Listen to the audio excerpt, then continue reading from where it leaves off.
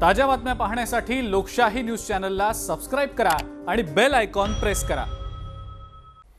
नमस्कार, मी विशाल पाटील। लोकशाहीच्या master stroke या विशेष चर्चा सत्रामध्ये आपल्या सगळ्यांचं स्वागत। एखाद्या देशाच्या पंतप्रधानानं देशाच्या सीमेवरती जाऊन जवानांच्या शौर्याबद्दल गौरवोद्गार काढणं हे फार क्वचित पाहायला मिळणारा प्रसंग। बरं, नुकत्याच चीन भारत तणावाच्या पार्श्वभूमीवरती पंतप्रधानांनी त्या हद्दीचा दौरा करणं आणि त्या देशाच्या सैनिकांसाठी तो अभिमानाचा क्षण असणं ही खरोखर महत्त्वाची बाब। गलवान इथे झालेल्या चीन बरोबरच्या चकमकीत भारताचे 20 जवान शहीद झाले होते आणि त्यानंतर सीमावादावरती तोडगा काढण्याच्या किंबहुना दोन्ही देशांनी सीमेवरती शांतता प्रस्थापित करण्यासाठी दोन्ही देशांचे सर्वोच्च अधिकारी बैठकीत सहभागी झालेले होते। त्यानंतर पंतप्रधानांनी अचानक केलेला हा दौरा बरंच काही सांगून जातोय। एकीकडे पंतप्रधानांनी भारतीय सैन्याचं मनोधैर्य तर वाढवलंच आहे, मात्र त्याच वेळेला क्षी जिनपिंग यांच्या चीनला गर्भित इशाराही दिला। अमेरिका, रशिया असे दिग्गज देश आणि आशिया खंडातल्या देशांना आपल्या बाजूला वळवण्यामध्ये मोदी कमालीचे यशस्वी झाले आणि त्यानंतर आला तो म्हणजे मोदींचा हा मास्टर स्ट्रोक।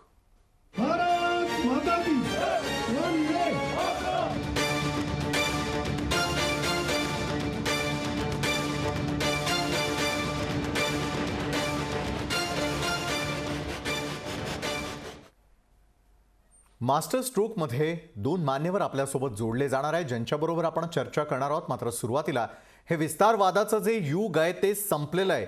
इतिहास साक्षीदार आहे।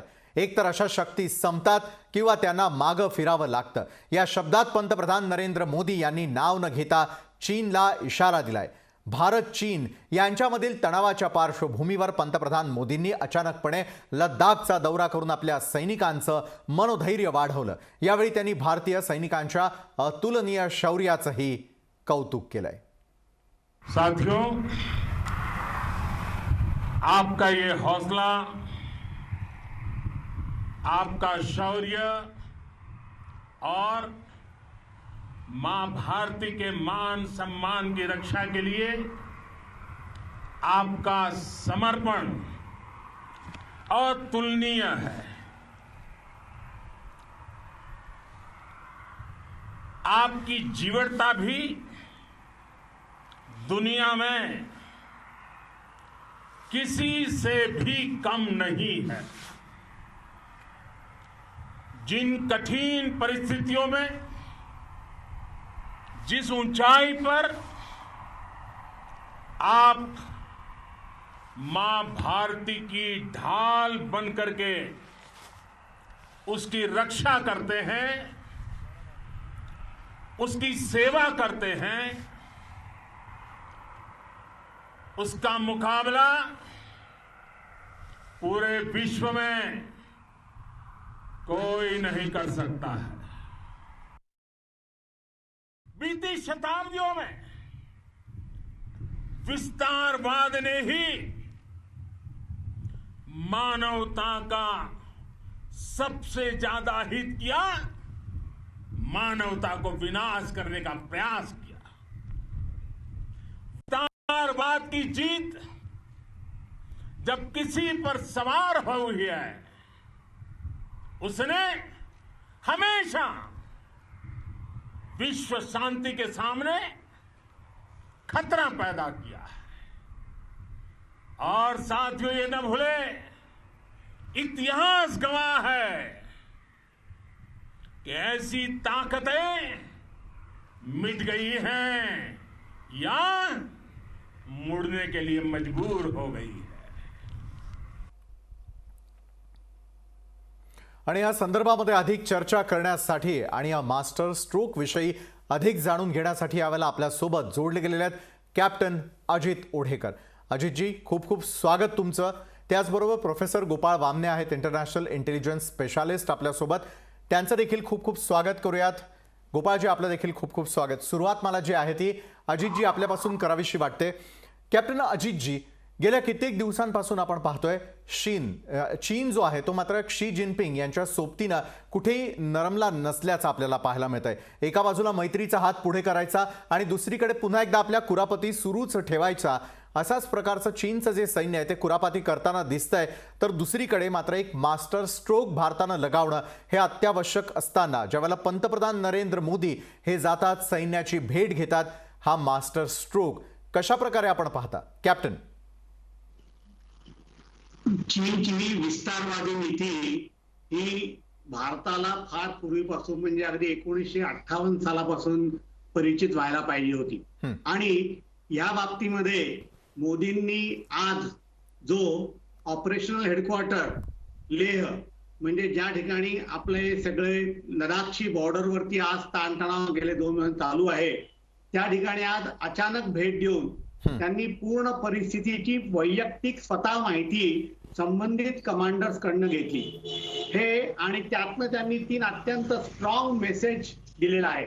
पहिली गोष्ट म्हणजे हा भारत आता पूर्वीचा राहिला नाही, कारण गेल्या 60-65 वर्षात माझ्या माहितीप्रमाणे असा कुठलाही पंतप्रधान नाही की ज्याने ऐन तणावाच्या वेळेस युद्धजन्य परिस्थितीमध्ये प्रत्यक्ष ऑपरेशनल हेडक्वार्टरला भेट देऊन तिथली सगळी पाहणी केली. दुसरा मुद्दा म्हणजे त्यांनी त्या सर्व परिस्थितीचं अवलोकन करून आपल्या सैनिकांचं मनोबल वाढवण्याकरता त्यांच्या धैर्याचं, त्यांच्या एकंदर शिक्षणाचं आणि सर्व गोष्टींचं त्यांनी अतिशय योग्य शब्दात कौतुक केलं. त्या पाठीवर त्यांनी कौतुकाची थाप मारली.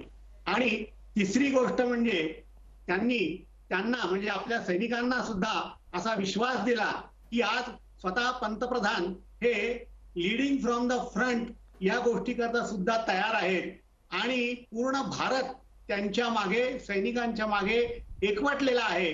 आणि आपल्याला या विषयावरती चीनला धडा शिकवायचा असं नाव न घेता त्यांनी त्या सैनिकांना आवर्जून सांगितलं. चीनला त्यांनी असा मेसेज दिलेला आहे की चीनने हे लक्षात घेतलं पाहिजे की भारत हा आता पूर्वीचा राहिलेला नाहीये आणि आज मोदी जे त्या ठिकाणी सत्तेवरती पंतप्रधान म्हणून आहे, तर पूर्ण राष्ट्र आणि भारत सरकार मिंट बिझनेस म्हणजे आतापर्यंत जी काही कारवाई झाली त्या पद्धतीप्रमाणे सर्व ठिकाणी भारतीय सैन्य खडं आहे आणि या सैन्याने कुठल्याही प्रकारची तडजोड मान्य केली नाही. चीनच्या तोडीसतोड प्रत्येक ठिकाणी भारतीय सैन्य ठासून उभं आहे. दुसरी गोष्ट त्यांनी चीनला आणि जगाला हे सांगितलं नाव न घेता की गेल्या शतकामध्ये विस्तारवादी दृष्टिकोन असलेलं कुठलाही राष्ट्र हे यशस्वी झालेलं नाहीये, त्याचा पराजय झालेला आहे. म्हणजे त्यांनी एका दृष्टीने गेल्या शतकामध्ये असलेल्या जर्मनीकडे म्हणजे हिटलरकडे त्यांनी निर्देश केलेला आहे आणि चीनची वाटचाल त्याच दिशेने चालू आहे. याच वेळेस त्यांनी जगाला असा मेसेज दिला की ज्या पद्धतीने दुसऱ्या महायुद्धामध्ये हिटलर विरुद्ध सर्व दोस्त राष्ट्र एकत्र आली, तशी सर्व समविचारी राष्ट्रांनी आता चीनच्या विरोधामध्ये एकत्रितपणे उभं राहून त्यांच्या विस्तारवादाला सर्व ठिकाणी पायबंद बांधला पाहिजे, अशा प्रकारचं आव्हान सुद्धा त्यांनी त्यांच्या या मेसेजमधनं आज चीनला आणि सर्व जगाला केलेलं आहे. नक्कीच हे आव्हान देण्याचं आहे ते अतिशय आवश्यक होतं. कॅप्टनजी, मी आपल्याकडे येणारच आहे, मात्र प्रोफेसर गोपाळ वामने देखील आपल्यासोबत आहेत यावेळेला. गोपाळजी, आपण जर आंतरराष्ट्रीय स्तरावरती पाहिलं तर सर्व युद्धनीती जी आहे ती आखत असताना कुठेतरी भारतानं एक मास्टर स्ट्रोक आणखी लगावला आणि तो म्हणजे असा की कोरोनाच्या परिस्थितीमध्ये चीनकडे संपूर्ण जग ज्या संशयाच्या नजरेनं पाहतंय, तर दुसरीकडे भारताचा किंवा त्या ठिकाणी असलेल्या बॉर्डरवरती विस्तारवाद करण्यासाठी चीन ज्या प्रकारे आपली आक्रमक भूमिका मांडताना आपल्याला सगळ्यांना पाहायला मिळतोय, त्याच ठिकाणी इतर देशांकडून देखील आपल्याला मिळत असलेलं पाठबळ, ज्या प्रकारे सैन्य आपलं तोडीस तोड उत्तर देत आहे आणि चीनला घेरण्याचा जो सगळ्या बाजूनी प्रयत्न हा भारताच्या रणनीतीनं केलेला आहे, त्या रणनीतीकडे आपण कशा प्रकारे पाहता? म्हणजे सुरुवातीच्या काळामध्ये आपण चीनी वस्तूंवरती टाकलेला बहिष्कार असेल, वेगवेगळ्या ॲप्सला घातलेली बंदी असेल, तर दुसरीकडे जे भारताचे मित्र राष्ट्र आहे त्यांची देखील नजर ही आपल्याकडे आहे आणि चीनच्या ज्या हालचाली आहे त्यावरती बारीक नजर ठेवून इतर देश देखील आहे. त्यामुळे ही रणनीती देखील अतिशय महत्त्वाची होती. हा देखील एक मास्टर स्ट्रोक म्हणायला हवा का? प्रोफेसर गोपाळजी नमस्कार. नमस्कार. तुम्ही जो मुद्दा उपस्थित केलेला आहे हा एकदम बरोबर आहे. जर तुम्ही बघितलं की वुहान व्हायरसच्या पार्श्वभूमीवर ज्यावेळेस पूर्ण जग हे त्याच्याशी झुंज देत आहे, पण त्याचबरोबर ज्यावेळेस चीनला प्रश्न विचारले जातात वर्ल्ड हेल्थ ऑर्गनायझेशन किंवा त्यांचे सरकारचे जे काही गोष्टी आहेत त्या ज्या धाब्यावर आलेल्या आहेत, तर हे सगळे बघता चीनवरती बऱ्याच आंतरराष्ट्रीय लेवलवरती प्रश्न उपस्थित केले होते. तर हे जे काही चाललं आहे हे एक अशा प्रकारे लक्ष इथून दुसरीकडे सरकवण्याचे पूर्णपणे काम चाललंय. तर ज्यावेळेस तुम्ही हे बघतायत की वेगवेगळ्या आपण लेवल्स वरती भारताने केलेलं जे काही काम आहे याच्यामध्ये जसं फॉर एक्झाम्पल जर तुम्ही हे बघितलं की ते जे काही ऍप्स आहेत चीनचे, तर ते आहे विथ रिस्पेक्ट टू इकॉनॉमिक्स. त्याच्यानंतर दुसरी जी गोष्ट आहे ज्याच्यामध्ये आपण डिप्लोमॅटिक लेवलवरती आपण बघू शकतो की कंट्रीज जशा जर्मनी आहे, भारत, फ्रान्स आहे, USA आहे, हे सर्व देश भारताच्या मागे उभे आहेत. त्याच्यानंतर तिसरं ज्यावेळेस आपण बघतो की ज्याच्यामध्ये इमिजिएटली ज्यावेळेस आपण जो एक मेसेज दिला होता ज्यावेळेस चीनने भारतामध्ये गुंतवणूक करायला सुरुवात केली होती, जसं HDFC बँकेच्या याच्यामध्ये काही शेअर्स गुंतवणुकीसाठी केलं, भारताने पटकन त्याच्यामध्ये एक सुधारणा केली. आणि चौथं बघितलं तर साधारणतः जवळपास आत्ताच्या जे काही 8 दिवसामध्ये भारताने जे काही युद्ध सामुग्री खरेदीसाठी जी काही पहल केली आहे, जवळजवळ 39,000 कोटींचं आपण एक बजेट असं हे केलंय आणि पूर्णपणे डिफेन्स परचेसेससाठी आपण जी काही वाटचाल केली आहे हे आपल्याला दिसून येते की हे 4 फ्रंट वरती भारताने एक मास्टर स्ट्रोक प्ले केला आहे. आणि त्याच्यावरती आपण जसं म्हणतो सोने पे सुहागा, तसं आजचं जे पंतप्रधानांचा जो एक दौरा होता लेह मधला, तर तो जसं कॅप्टन सरांनी जे सांगितलं की तो एक मास्टर स्ट्रोक आहे आणि खरंच याच्याने आपल्या सैन्याचं युद्धबल वाढणं आहे ते आहेच. प्लस त्याचबरोबर भारताने त्याचा जो हेतू आहे, जो इंटेंट आहे, तो क्लिअर केलेला आहे आणि तो चीनला पोहोचला देखील. आणि पुढील डिस्कशन मध्ये बघू की चीनच्या प्रवक्त्याकडनं ही काय प्रतिक्रिया आली आहे, त्याच्यामध्ये स्पष्टपणे दिसून येतो. तर जो मेसेज द्यायचा होता, जो इंटेंट होता, तो क्लिअर झालेला आहे. नक्कीच विस्तारवादी वृत्तीचा अंत करणं हे कुठेतरी आवश्यक असताना कॅप्टन अजित ओढेकर यांना मला पुढचा प्रश्न विचारायचा आहे. कॅप्टनजी, आपण ऐकलं असेल की प्रोफेसर गोपाळ वामने यांनी ज्या प्रकारे सांगितलं की 4ही स्तरावरती जो आहे हा मास्टर स्ट्रोक लगावणं हे अतिशय आवश्यक होतं. पुढचा प्रश्न मला हा विचारायचा आहे की ज्यावेळेला चीन हा सातत्यानं अरेरावी करताना दिसतोय आणि ज्या प्रकारच्या कुरापाती त्याच्या सुरू झालेल्या त्यावेळेला त्याला तोडीस तोड उत्तर देण्यासाठी भारतीय सैन्य किती सज्ज आहे हे दाखवून देणं गरजेचं असताना दुसरीकडे रशियाकडून आपण ज्या प्रकारची युद्ध सामुग्री या क्षणाला विकत घेतोय किंवा यापूर्वीपासून आपण ज्या प्रकारे सज्ज आहोत, चीनचा जो मनसुबा आहे तो स्पष्टपणे आपल्याला दिसत असताना दुसरीकडे स्वतःला सज्ज ठेवणं या दृष्टीनं उचललेलं पाऊल हे किती आवश्यक आहे असं आपल्याला वाटतं. तर दुसरीकडे ज्यावेळेला नेहमी तुलना केली जाते की 1962चा भारत हा आता उरलेला नाही आहे, भारत हा सडेतोड उत्तर देण्यासाठी तयार आहे, ज्यावेळेला चीन आपल्या परीनं संपूर्ण युद्धभूमीच्या आधी असलेली जी जागा आहे त्या ठिकाणी आपले कॅम्प्स लावायला सुरुवात करतं, त्यावेळेला भारतही तोडीस तोड अशा प्रकारे स्वतःचे कॅम्प्स त्या ठिकाणी उभारतं किंवा तशा प्रकारच्या तुकड्या या तैनात केल्या जात असतात. मग अशा वेळेला भारताला जाणारा जो इशारा आहे, मग युद्ध हे कुठल्याही परिस्थितीमध्ये जर येत्या काळामध्ये आलं तर त्याला सडेतोड उत्तर देण्यासाठी आपण सज्ज आहोत, हा जो भारत सातत्यानं प्रयत्न करताना दिसतोय हा किती आवश्यक होता. चीनी लोकांसमोर किंवा चीनी सैन्यासमोर आपण कुठेही नरमलेलो नाही आहोत हे दाखवून देणं देखील गरजेचं असतं. या युद्ध नीतीबद्दल मला तुमच्याकडून समजून घ्यायला आवडेल कॅप्टन. या बाबतीमध्ये जसं आपण स्वतः तेवढा उल्लेख केला आणि गोपाळरावांनी जसं इकॉनॉमिकल पार्श्वभूमी सांगितली, मी फक्त मिलिटरी बद्दल असं बोलेन की त्यांनी ह्या गेल्या 2 दिवसांमध्ये इन ऍडिशन पूर्वीच्या सर्व करारांशिवाय जवळजवळ 40,000 कोटी रुपयाची विमानं रशियाकडनं, मग ते मिग असो, सुखोय असो किंवा AS-400 सारखी बॅलिस्टिक अपोनंट सिस्टीम असो, तर ह्या गोष्टींची डिलिव्हरी तातडीने करून घेण्याकरता म्हणून तातडीने त्यांनी सौदे सुद्धा मंजूर केले. पूर्वीच हे आपण बघायला गेलो ह्या प्रक्रिया फार लांबच्या व्हायच्या, म्हणजे मध्यंतरामध्ये अनेक प्रकारचे ज्याला आपण असं म्हणू की रेड टेपिझम चालायचा आणि एखादी गोष्ट जी आपण आज पाहिजे म्हणतो ती देशाला मिळायला 15 वर्ष लागून जायचे. तर तो प्रकार आता राहिलेला नाही.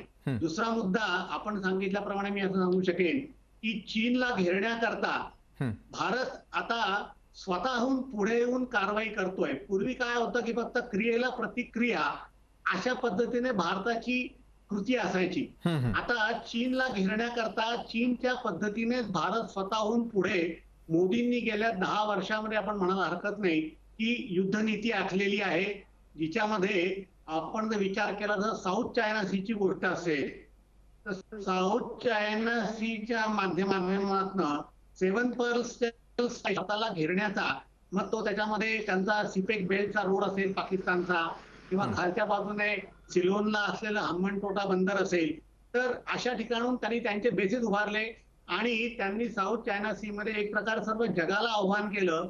कारण आपल्याला कल्पना असेल साऊथ चायना सी मध्ये त्यांनी 4 ते 5 कृत्रिम बेट चीनने उभी केलेली आहे आणि आंतरराष्ट्रीय नियमाप्रमाणे ज्या ठिकाणी तुमचं एखादा भूभाग असेल तिथून 200 किलोमीटर पर्यंत चारीबाजूला तुमची स्वतःची किंवा मालकी असू शकते.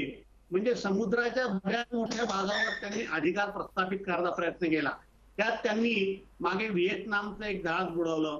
त्यांनी कोणाला अजून कुठल्या प्रकारे त्रास देण्याकरता म्हणून काही कमी ठेवली नाही. तर अशा वेळेस भारताने या विषयावरती स्वतःची युद्धनीती तयार केली आणि त्याप्रमाणे ऑस्ट्रेलिया असेल, व्हिएतनाम असेल, जपान असेल, सिंगापूर असेल, मलेशिया असेल, या सगळ्यांशी हात मिळवणी करून एक मोठी युद्धनीती आणि चीनला पायबंद घालण्याकरता सुद्धा मोठ्या प्रमाणावर प्रयत्न केलेला आहे. एवढंच नव्हे तर अंदमानमध्ये ट्राय सर्व्हिसेसचं हेडक्वार्टर भारताने 4 वर्षापूर्वीच निर्माण केलेलं आहे की जिथून तुम्हाला सर्व प्रकारचा हिंद महासागर, बंगालचा उपसागर आणि अरेबियन सागराकडे जाणारा रस्ता जो आहे त्याच्यावरती होणारी जी काही इंटरनॅशनल इकॉनॉमिकल ट्रॅफिक आहे त्या इकॉनॉमीचं सर्व प्रकारे संरक्षण करता येईल आणि युद्ध काळामध्ये चीनला कुठलाही सप्लाय पलीकडून मिळणार नाही असा बंदोबस्त भारताला करता येईल. एवढंच नव्हे तर मोदींच्या आंतरराष्ट्रीय त्यांनी केलेल्या एक प्रकारच्या सामंजस्याच्या वागणुकीमुळे आपण न मागता अमेरिकेने सुद्धा आता तातडीने कारवाई करून त्यांची 3 जहाजं बंगालच्या उपसागरामध्ये पाठवलेली आहे. हॅलो, खरोखरच आहे कॅप्टनजी, ज्या प्रकारे आपण सांगितलं. प्रोफेसर गोपाळ वामने यांच्याकडे मला यावेळेला जायला आवडेल. प्रोफेसर, आपण बघतोय की गेल्या कित्येक दिवसांपासून चीन आपल्या कुरापतींच्या बाबतीत जसा मागं हटताना दिसत नाही, तर दुसरीकडे सीमावादावरती तोडगा काढण्यासाठी दोन्ही देशांच्या सर्वोच्च अधिकाऱ्यांनी एकमेकांशी भेट घेतली, एकमेकांशी सकारात्मक चर्चा झाल्याचं एका बाजूला समोर येत असताना दुसरीकडे युद्धाचे जे तळ उभारण्याचं काम हे चीनकडून सातत्यानं केलं जातं. त्यामुळे चीनवरती भरोसा ठेवणं हे किती धोकादायक ठरू शकतं, कारण चीनशी असलेले संबंध हे व्यापारी स्वरूपाचे आहेत. अनेक ठिकाणी आपण बहिष्काराच्या माध्यमातून का होईना मात्र यावरती तोडगा काढत असल्याचं दिसतंय. तर दुसरीकडे मात्र चीन हा सातत्यानं अशाच प्रकारे का वागतो याचा इतिहास जाणून घेणं देखील गरजेचं आहे, असं या क्षणाला वाटतं का? नक्कीच. जर आपण बघितलं की चीनचं जे आहे त्याची जी एक मानसिकता आहे तर तो एक मिडल किंगडम थिअरीच्या एक मानसिकतेमधनं जाताना आपल्याला दिसतो आणि त्याचं हे फार पूर्वीपासूनचं हे सगळं धोरण आहे. जर तुम्ही ते माओची जर थिअरी बघितली की जसं तिबेट हा माओचा मूठ आहे आणि त्याचे जे काही फिंगर्स आहेत ज्याच्यामध्ये लडाख येतो, त्याच्यानंतर नेपाळचा काही प्रदेश आहे, सिक्कीम आहे, भूटान आहे, हे सगळं विस्तारवादाचं जे चीनचं धोरण आहे हे पहिल्यापासूनच आहे. आणि त्याच्यामध्ये अजून त्यांनी ज्या गोष्टीला भर दिली आहे ते म्हणजे बेल्ट अँड रोड इनिशिएटिव्ह. तर आता बेल्ट अँड रोड इनिशिएटिव्ह हा फक्त लँड साठी सीमित न राहता आपण हा मॅरिटाईम डोमेन मध्ये पण हा बघू शकतो आणि त्याचे हे 2 वेगवेगळे भाग आहेत. जसं कॅप्टन सरांनी सांगितलं की बेल्ट अँड रोड इनिशिएटिव्हचं जे काही लॉजिस्टिक्सचं जे आहे विस्तारवादाचं धोरण जे अपनावलेलं आहे तेच समुद्रामध्ये पण दिसतं. आणि याच्यासाठी रिएक्शन म्हणून भारताने तिची जी पॉलिसी होती, जी पूर्वी आपण ऍक्ट ईस्ट पॉलिसी म्हणायचो, तर ती आपण एक्सटेंड करून लुक ईस्ट पॉलिसी जी होती ती आपण एक्सटेंड करून ऍक्ट ईस्ट पॉलिसी केली आहे. आणि आपण आपले जे स्ट्रॅटेजिक डोमेन आहे जे पहिले आपण इंडियन ओशन म्हणायचो ते आपण इंडियन ओशन सीमित न ठेवता ते आता इंडो पॅसिफिक हा नवीन कन्सेप्ट उदयास आलेला आहे आणि आपण आपलं जे धोरण आहे तर ते इंडो पॅसिफिक या दृष्टिकोनातून बघतो. तर याच्यासाठी चीनचं जे धोरण आहे आपण खूप बारकाईने अभ्यासलं पाहिजे आणि याची सगळी जी सुरुवात आहे की ज्यावेळेसही चीनचा कोणीही राष्ट्राध्यक्ष ज्यावेळेस भारतात येतो तर कोणती ना कोणती कुरापत चीन हा सरहदेवरती करत असतो. आणि हे पॅटर्न हा वर्षानुवर्ष आपल्याला दिसतो. मग ते दौलत बेग ओल्डी असो किंवा चुमर असो, हे वेगवेगळे पॅटर्न्स आपल्याला दिसून येतात. तसंच आपण हेही बघू शकतो की चीनने मागे सिक्कीम जवळ किंवा भूटानच्या इथले जे डोकलाम आहे, इथे देखील अशीच घुसखोरी केली होती की जेणेकरून त्याला तिथेच्या डोकलामच्या प्लॅटोवरती जर एक डोकलामच्या पठारावर जर समजा प्रभुत्व मिळालं असतं, तर त्याला खूप सहजरित्या भारताचा जो चोक पॉइंट आहे, ज्याला आपण चिकन स्नेक म्हणतो, जलपाईगुडी कॉरिडोर, त्याच्यावरती प्रभुत्व एस्टॅब्लिश करता आलं असतं आणि भारताला फार कठीण गेलं असतं की त्याच्या नॉर्थ ईस्ट बरोबर संबंध एस्टॅब्लिश करून ठेवण्यासाठी. तर हे जे काही चीनचं धोरण आहे, हे एक बाजूला झालं पूर्वेकडे. पश्चिमेकडे जर आपण बघितलं तर चीन हा काराकोरम पास किंवा काराकोरम हायवे थ्रू पाकिस्तानमध्ये येण्याचा प्रयत्न करतोय आणि त्याच्याने तो अरबी समुद्रामध्ये यायचा प्रयत्न करून बघतोय. कारण जर आपण पाहिलं की चीनला समुद्रामार्फत यायचं असेल तर त्याला मलक्का स्ट्रेट थ्रू यावं लागतं, जे चीनला फार कठीण आहे, अवघड आहे. कारण भारताचं जे ट्राय सर्व्हिसेस कमांड आहे तिथे अंडमानमध्ये, ते खूपच सक्षम आहे या सगळ्या गोष्टींना प्रतिकार उत्तर देण्यासाठी. तर तसंच चीन आता सध्या ग्वादर पोर्टमध्ये एक मोठं त्यांचं क्षेत्र उभारत आहे, नेव्हल बेस उभारत आहे आणि तेच तुम्ही हंबनटोटामध्ये पण बघू शकता. तर अशा प्रकारे चीन एक स्ट्रिंग ऑफ पर्ल्स पॉलिसीच्या अंडर भारताला विळखा घालण्याचा प्रयत्न करत आहे हे समुद्रामध्ये. आणि तेच जर तुम्ही पुढे जाऊन समजा लँडवरती पाहिलं तर काराकोरम हायवे असो किंवा साक्षगम व्हॅली जी म्हटली जाते, जी पाकिस्तानने चीनला भेट दिलेली आहे, किंवा गलवानचं जिथं आहे की जिथून आपल्याला बऱ्याचशा अशा बातम्या ऐकायला येतात की जिथे चीन आणि चीनचं युद्ध तिथे स्टेशन आहे. खरोखर आहे प्रोफेसर गोपाळ वामनेजी, ज्या प्रकारे तुम्ही सांगितलं की तिन्ही दल जी आहेत ती सज्ज ठेवणं या क्षणाला गरजेचं आहे. कारण कसा हल्ला होईल हे सांगता येत नाही. ज्या प्रकारे समुद्रामार्गे होऊ शकतो, हवाई मार्गे होऊ शकतो किंवा पायदळी देखील तो होण्याची शक्यता जी आहे ती नाकारता येत नाही. कॅप्टन अजित, मला तुम्हाला हा पुढचा प्रश्न विचारायचा आहे. कॅप्टन, आपले जे शेजारील राष्ट्र आहेत त्यात पाकिस्तान असेल, नेपाळ असेल, इतर ज्यांच्यामुळे या बॉर्डर ज्या आहेत त्या सिक्युअर ठेवणं अतिशय आपल्याला जे ते धोकादायक ठरत जातं. कारण ज्या प्रकारे आता गोपाळजी यांनी देखील उल्लेख केला की पाकिस्ताननं दिलेली जी जमीन होती चीनला, त्याचा वापर जो आहे तो युद्धभूमीचा म्हणून केला जात असताना दिसतो. मग अशा वेळेला जे शेजारील राष्ट्र आहे त्यांच्यावरती कडी नजर ठेवणं किती आवश्यक आहे आणि त्यांना गप्प करायचं असेल तरच चीनचा मार्ग रोखता येणं देखील शक्य आहे. कारण शेजारील राष्ट्रांच्या ज्या जमिनीचा वापर हा युद्धनीतीसाठी चीन हा सातत्यानं करू पाहतोय, मात्र तिथेही आपण त्यांना थोपवणं आणि थांबवणं हे अत्यावश्यक आहे. कॅप्टन. हो, हे तर अत्यंत आवश्यक अशी गोष्ट आहे. जसं आता मगाशी उल्लेख झाला की 1948 मध्ये जो पीओकेच्या पलीकडे असलेला भाग आणि पीओकेचा एक भाग आहे पाकिस्तान, त्यांनी तेव्हा त्यातला 6000 चौरस किलोमीटर प्रदेश हा परस्पर चीनला अंगण म्हणून दिला आणि त्या भागावरती चीन तर पूर्णपणे वर्चस्व आहे. तसं माहितीप्रमाणे स्कार्डू मध्ये सुद्धा त्यांनी चीनला त्यांची विमानं आणि देण्याकरता म्हणून परवानगी दिलेली आहे. अशा वेळेस भारताने पाकिस्तानला तसं म्हटलं तर फार उशिरा मेसेज दिलेला आहे की तुम्ही आमचा असलेला स्कार्डूचा प्रदेश जो आहे आणि बलुचिस्तान वगैरे वगैरे आहे, पीओके अशा प्रकारचं पाकिस्तानच्या मागे भारताने उघड मागणी करायला जास्तीत जास्त वर्ष दीड वर्ष झालं असेल. आपण नेहमीच या विषयावरती चर्चा करतो, परंतु प्रत्यक्ष मोठ्या प्रमाणावर त्या दृष्टीने काही युद्धनीती आजपर्यंत कधी आखली गेली नाही. लोकसभेमध्ये ठराव अनेक वेळा पास झाले, परंतु त्या दृष्टीने कुठलीही कारवाई प्रत्यक्षात झालेली दिसली नाही. स्वतः पंतप्रधानांनी आणि आपल्या संरक्षण मंत्र्यांनी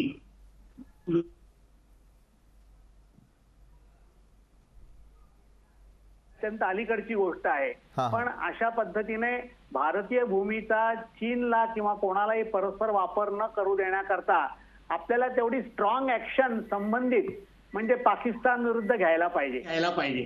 किंवा उद्या जर वेळ आली तर आपल्याला या बाबतीमध्ये श्रीलंका असो, नेपाळ असो यांच्याशी सुद्धा अशा प्रकारचे संबंध प्रस्थापित करायला पाहिजे की ज्यांची हिंमत होणार नाही की त्यांच्या भूमीचा वापर करू देण्याकरता म्हणून चीनला कुठल्याही मिशाने परवानगी देणार नाही. आता एक लेटेस्ट मगाशी मी तुम्हाला मगाशी हम्मन-तोटा बंदराचा उल्लेख केला.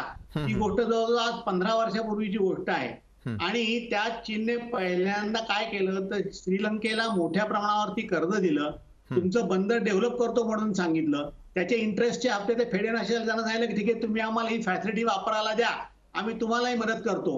मग ती जागा अपुरी पडते म्हणून त्यांनी जवळजवळ तिथं 15,000 एकर जमीन श्रीलंकेकडनं मागून ताब्यात घेतली 90 वर्षाच्या कराराने. आणि तिथे आता चीन कुठल्याही प्रकारचे स्वतःचं नौदल सुद्धा उभं करू शकतो आणि काही करू शकतो. तर ह्या गोष्टींना वेळच्या वेळी त्यावेळेसच पायबंद घालणं आवश्यक होतं. सुदैवाने आता आपल्या देशाला असं नेतृत्व मिळालं आहे की अशा प्रकारची असलेली व्यापक देशाच्या संरक्षणाच्या दृष्टीने नीती आता आकारली जाती आहे. परंतु या सर्व गोष्टीला वेळ लागेल. पण याच्यामध्ये एक महत्वाची गोष्ट आपण बघितली असेल की आता परवा जी रशियाला परिषद झाली त्या परिषदेमध्ये भारत, रशिया आणि चीन तिघांनी भाग घेतला होता.